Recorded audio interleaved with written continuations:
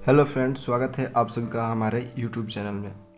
Friends, आज की इस वीडियो में हम लोग कुछ बेसिक मैथ्स के बारे में जानेंगे। सबसे पहले हम लोग बेसिक देखेंगे मैथ्स की, कुछ फैक्ट्स है उसको देखेंगे और फैक्ट्स को देखते देखते फिर हम लोग आगे कुछ एडवांस भी देखेंगे।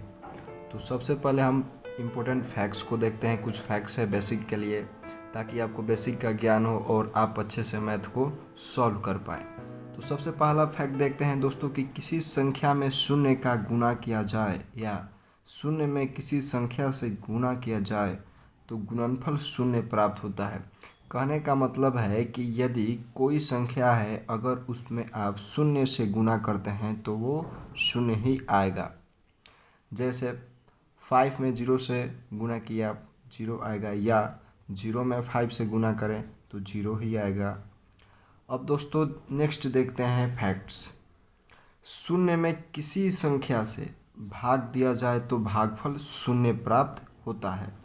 कहने का मतलब है दोस्तों कि अगर शून्य में आप किसी भी संख्या से भाग दीजिएगा तो हमेशा भागफल शून्य ही आता है। जैसे 0/7 इक्वल टू 0, 0/20 इक्वल टू 0, या कोई भी अंक ले लीजिए, अगर आप शून्य से भाग दीजिएगा तो उसका भागफल शून्य ही आता है।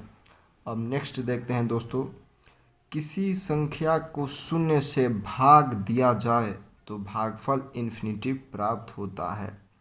यानी कहने का मतलब है दोस्तों कि किसी संख्या को अगर आप शून्य से भाग दीजिएगा, कोई संख्या है मान लीजिए 10, 12, उसको अगर आप शून्य से भाग दीजिएगा तो हमेशा इन्फिनिटिव आता है। जैसे 17/0 इक्वल टू इन्फिनिटिव। कोई भी संख्या ले लीजिए, अगर आप उसको 0 से भाग दीजिएगा तो उसका भागफल हमेशा इन्फिनिटिव आता है। तो दोस्तों आपको ये सारी फैक्ट्स पहले याद चाहिए, बेसिक मैथ्स के लिए, कमज़ोर छात्रों के लिए है। अब नेक्स्ट देखते हैं दोस्तों, किसी संख्या की घात शून्य होने पर उसका मान 1 होता है। यानी कहने का मतलब दोस्तों कि अगर कोई संख्या है और उसकी घात का मतलब उसके ऊपर समीकरण जैसा होता है, अगर उसकी घात शून्य है तो उसका मान क्या होता है दोस्तों? 1 होता है। जैसे 17 के घात इक्वल टू 1। कोई भी संख्या है अगर उसका घात शून्य हो गया तो उसका मान 1 होता है। नेक्स्ट फैक्ट्स देखते हैं। जैसे किसी संख्या को स्वयं से भाग देने पर भागफल 1 प्राप्त होता है। कहने का मतलब है दोस्तों कि अगर कोई संख्या है उसको स्वयं से भाग दीजिएगा तो उसका भागफल हमेशा 1 प्राप्त होता है। तो ये कुछ फैक्ट्स था बेसिक जो आपको मैंने बताया। और फिर नेक्स्ट फैक्ट देखते हैं, जोड़ और घटाव की फैक्ट्स देखते हैं। जैसे धनात्मक संख्याओं सदैव आपस में जुड़ती है और चिन्ह प्लस का लगता है।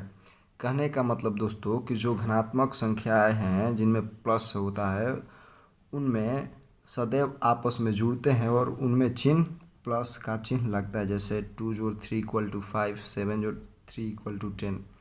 कहने का मतलब दोस्तों एक और है कि अगर किसी संख्या के पहले, अगर मान लीजिए कोई संख्या है, इसके पहले कोई भी चिन्ह ना हो तो उसको हमेशा धन माना जाता है, यानी उसको धनात्मक संख्या माना जाता है। जैसे मान लीजिए ये 2 है और 3 है, इसके पहले कुछ नहीं है तो ये प्लस, इधर भी प्लस, तो दोस्तों ये धनात्मक संख्या मानी जाती है।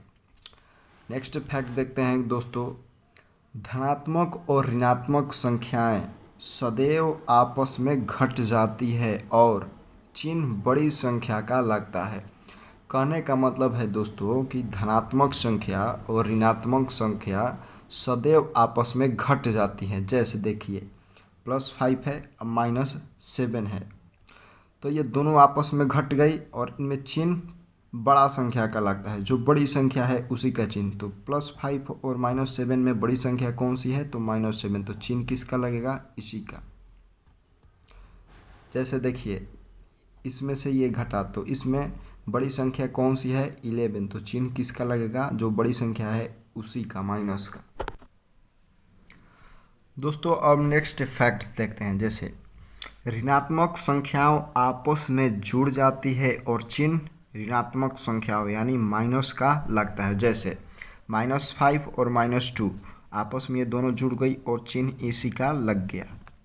जैसे -7 -5 ये दोनों संख्याएं आपस में जुड़ गई और चिन्ह किसका लगा, माइनस का। दोस्तों अब ये तो हो गया जोड़ और घटाव का। अब नेक्स्ट देखते हैं गुणा, मल्टीप्लिकेशन का। इसमें कुछ फैक्ट्स है, पहले आपको जानना होगा, याद रखना होगा, तभी आप इसको अच्छे से समझ पाइएगा।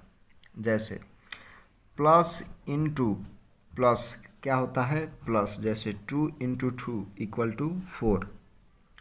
प्लस इंटू माइनस क्या होता है, माइनस। जैसे 2 × -3 क्या होता है, -6। फिर माइनस इंटू प्लस क्या होता है, माइनस। एग्जाम्पल देखिए तो माइनस पहले आ गया, 2 × फिर 2 या कोई भी अंक ले लीजिए तो इसमें पहले माइनस।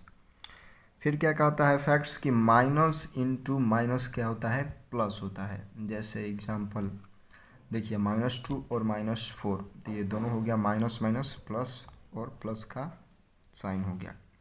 अगर कह रहा है कि अगर माइनस का गुना सम बार हो तो चिन्ह प्लस का आता है।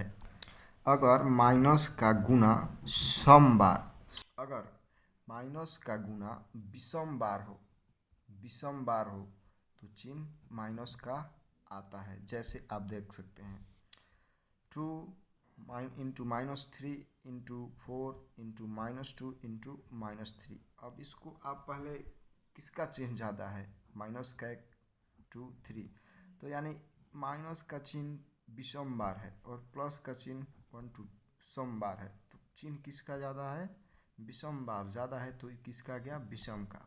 और यहाँ पर देखिए